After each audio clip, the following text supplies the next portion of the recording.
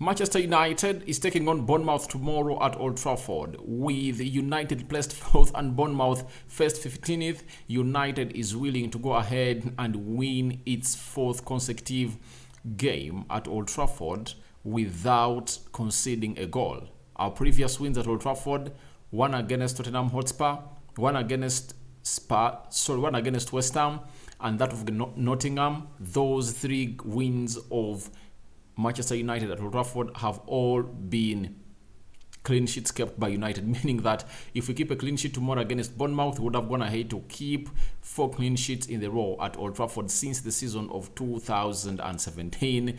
That was when Jose Mourinho was in charge of Manchester United. Welcome to United Matters channel. How are you guys and where are you watching us from? Rokan David is my name. Smash the like button, comment and share. And if at all you're watching us for the very first time, endeavor to subscribe to this channel so as not to miss out on stories that we do upload in here on a daily. Now, we are really doing a very good job here on United Matters channel, and you guys are really continuing to subscribe and continue to subscribe because we want to hit 10,000 subscribers, and I believe you guys are really going to let us go that side. Now, United is going to be playing a team known as Bournemouth, a team that does not perform well away from home because it almost loses every time it plays away from home. But it's a little bit of a hard nut to crack at their place, though in their last game they played against Crystal Palace, they are beaten by 2-0, all goals coming in from set pieces. Jordan Ayew and Eze putting Crystal Palace in a comfortable lead of 2 goals in the first half, and obviously Bournemouth had no answers to the questions that were asked by a team called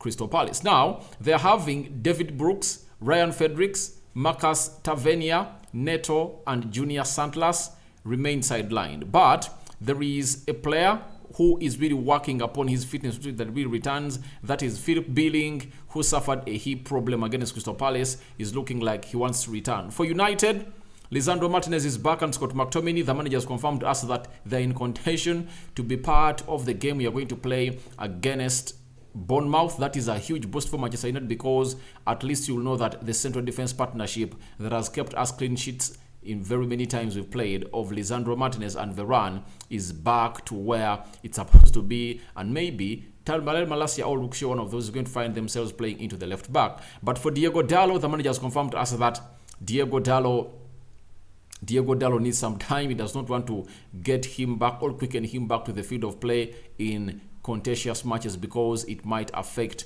his season and then he gets back injured. So the manager is taking his time on him, but the rest of the players are available. That's it. And only Jadon Sancho, who has returned today at Carrington, is the one who is out of contention to start in the game against Bournemouth tomorrow. And guys, let's get into the predicted starting 11 of Manchester United, as it's really going to be going on. It's really going to go on and really look in this game of football. And after that, you know how we do it. We're going to get you the breakdown of what it means United to win this game of football. Now, the system we are going to play is obviously a 4-2-3-1.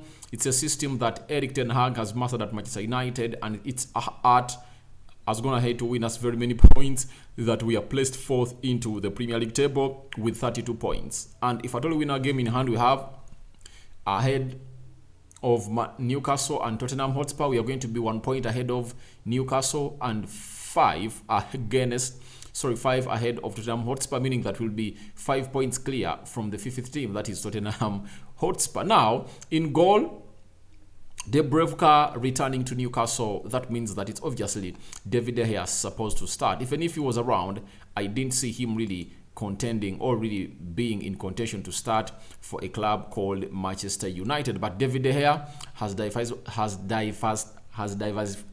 defied all odds to see to it that he really keeps his starting position for Manchester United, and United want to give him a new long-term contract that is going to keep him in the club for the next 4 or 5 years, as they gave it to him in 2017. That is David De Gea for you. For the right back, with Dalot not considered to be hurried back, as the manager has confirmed to us, obviously we are left with Brandon Williams and Aaron Wan-Bissaka. What does that mean?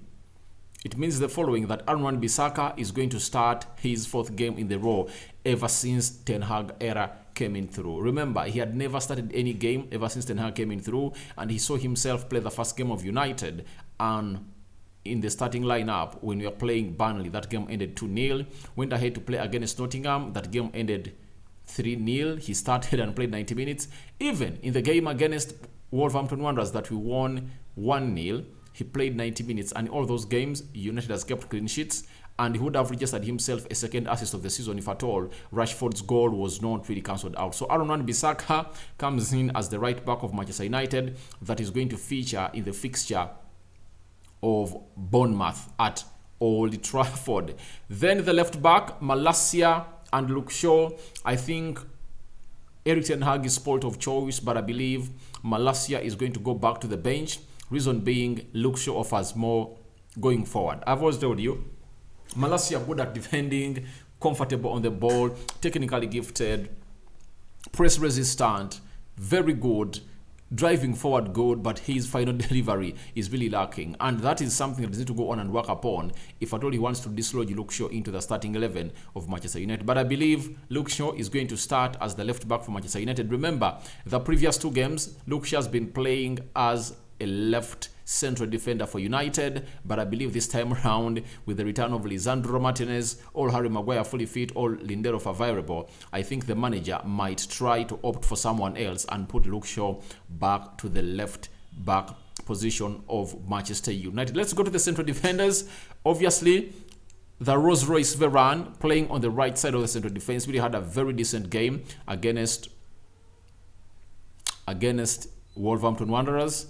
There is a bully striker that they really bought, Diego Costa, that came in on a free, who really tried to bully him, but they really won the physical battle. They never even allowed him to use his aerial prowess to really sting Manchester United, but obviously he looked sulking, that is Diego Costa, and was taken off at the beginning of the second half, and they brought in another player, that is Adama Traore, that went ahead to be a little bit of a problem, but he was stopped by Malacia and Luke Shaw. So Rolls-Royce Varane starting in the central defense from the World Cup, and obviously hitting the ground running, playing 70 minutes in the game of Nottingham Forest, and now he played 90 against Wolverhampton Wanderers, meaning that he's fully fit available to play against Bournemouth at Old Trafford, and is going to start in the central defense. Left side of the central defense, Licha is fully fit, and the manager has confirmed to us that he is now available to go on and play. And whenever he's available, the manager looks no further than him. So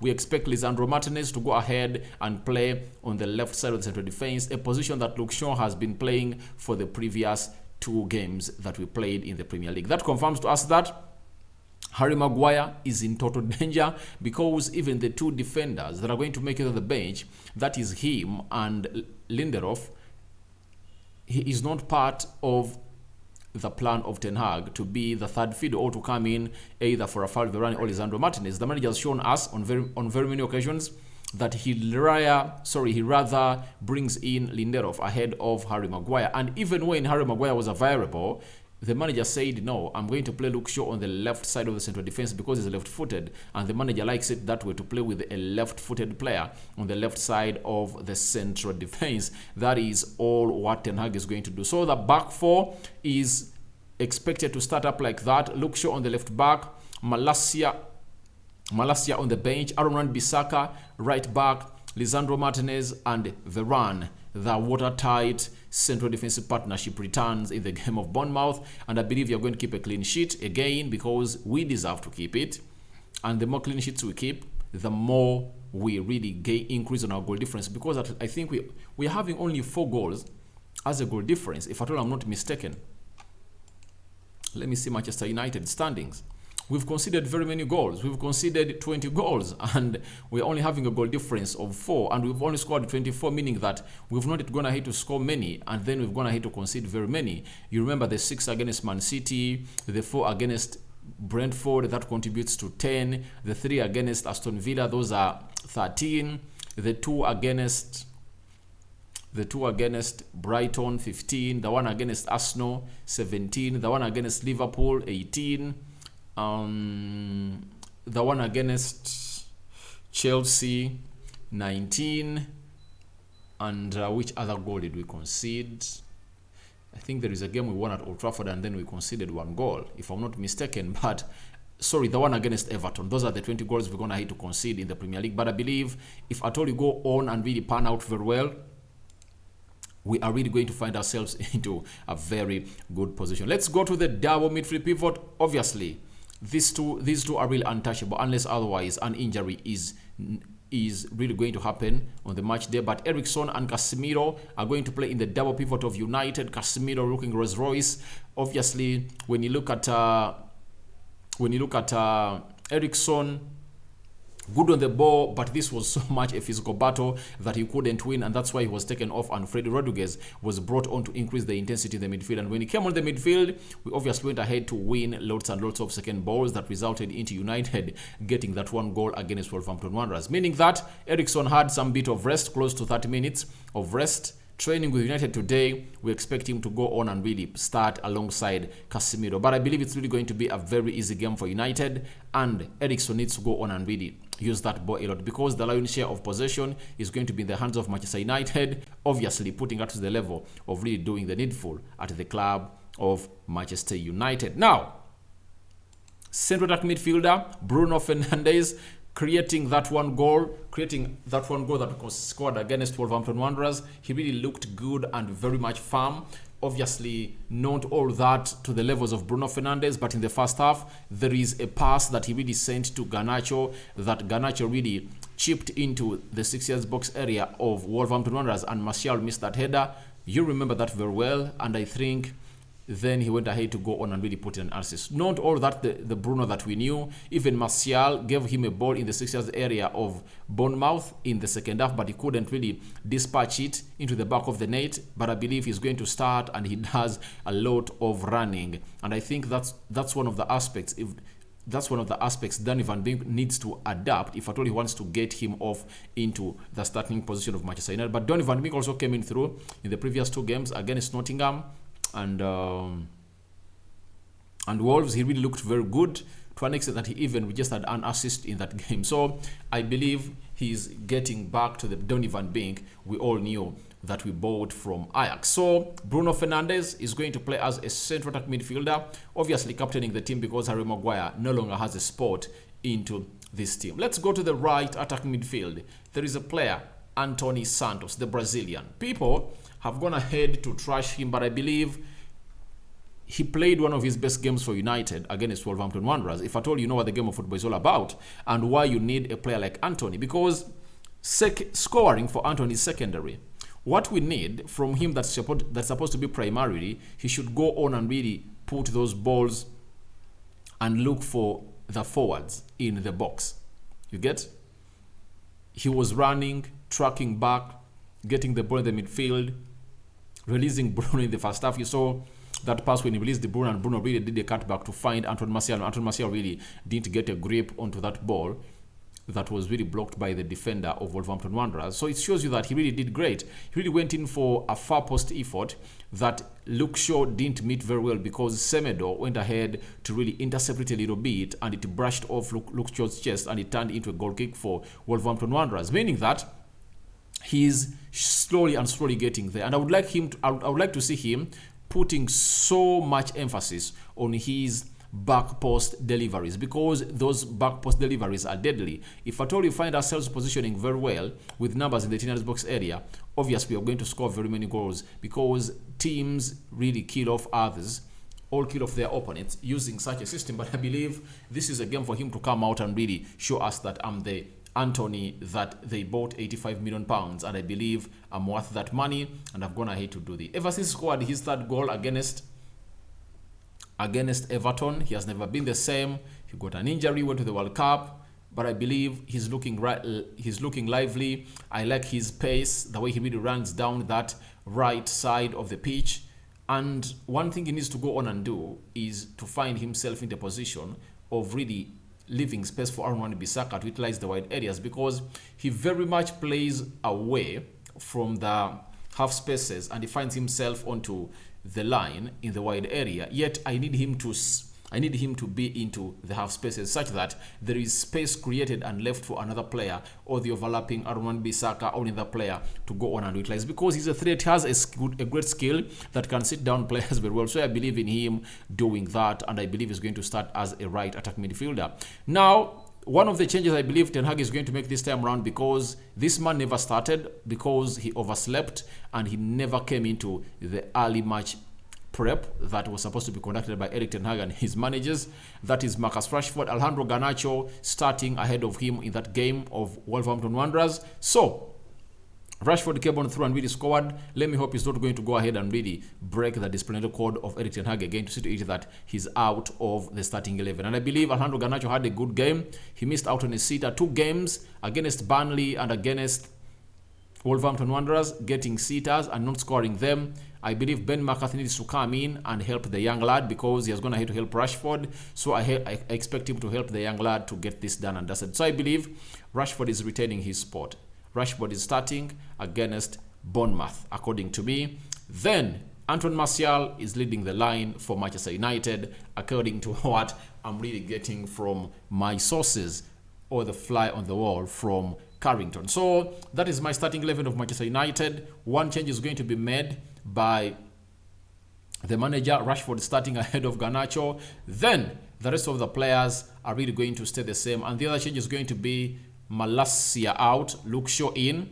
Then Lisandro Martinez is also going to come in to do the needful on the left side of the central defense. But when you look at that game of football, I believe we are going to go ahead and really win. Because when you look at the stats, as brought to us by BBC, there is one stat that I've really enjoyed, that United have won 7 of the 10 Premier League meetings against Bournemouth. You get? We've won 7, lost 2 and drawn 1, obviously. And Bournemouth have lost 8 of their 9 away games against Manchester United in all competitions. So when they come to Old Trafford, we've beaten them 9 times, and we've beaten them 8 times, and the only one is a draw in 2017 that happened at Old Trafford. So it means we are a better side than them. We are going to go ahead and really beat them bad to a level of really hurting them to that level. Now for United are looking to register 4 home league wins in a row without conceding for the first time since a run of 6 between May and October 2017. That was when Mourinho was a manager. Then the only United manager to reach 10 Premier League wins in fewer matches than the 16 it has taken Erik Ten Hag was Ole Gunnar Solskjaer, who did it in 12. That's it. And Marcus Rashford has scored in his 3 consecutive appearances in all competitions for the first time since November 2019. The forward is looking to score in 3 straight Premier League games at Old Trafford for the first time. Remember, in the game of West Ham, he had scored a goal. Then we played a team called Nottingham. Rashford went ahead to score and even put up an assist. Then, if at all he scores tomorrow, he would have scored in 3 consecutive games of Manchester United. They are playing at Old Trafford, and you would expect that to happen. You would expect that to happen from Rashford, according to how United is going to be looking. But talking about the game in a little bit before we sign out, I believe we need to go ahead and really win this game. Obviously, why? Again, if we win this game of football, we are going to find ourselves solid in the 4th place, piling more pressure. Tottenham Hotspur again. Reason being, when you look at the fixture, Tottenham are going to play, Spurs are playing on Wednesday. Meaning that if we win tomorrow, we will be 5 points ahead of Spurs, and Spurs are playing away at Crystal Palace. Selhurst Park has never been an easy place to go, and we're also having a chance to go into the 3rd position. Why? Newcastle are one of the teams that are just 2 points ahead of us.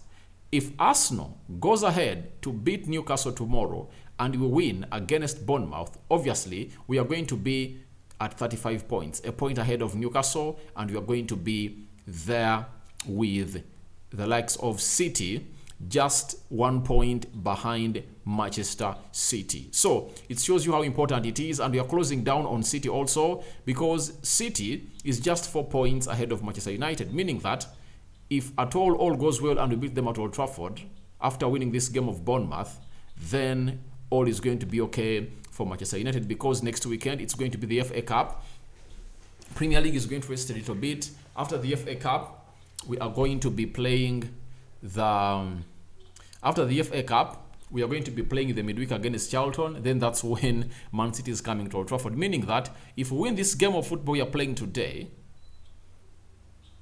we are really going to be at 35. Man City is going to be at 36 points. And remember, Man City are playing Chelsea on Thursday. So you never know what's going to happen in that game of football. So guys, just keep your eyes onto what United is going to do tomorrow. All what we need is a win that is well wanted by the club. So guys, thank you very much for watching in through. I believe it's going to be a goal galore, 4-0 for Manchester United against Bournemouth. That's my prediction. And I believe Martial is going to score. Rashford is going to be the score sheet.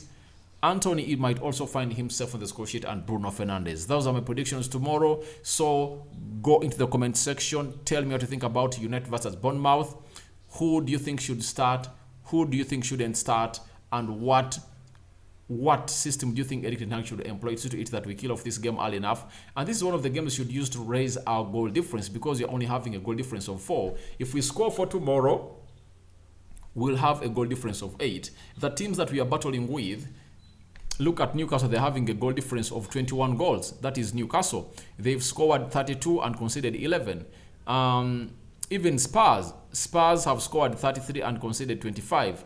They're having 4 more goals more than us. They're having a goal difference of 8. Liverpool is having a goal difference of 14. So Chelsea is having a goal difference of 2. For them, they are worse.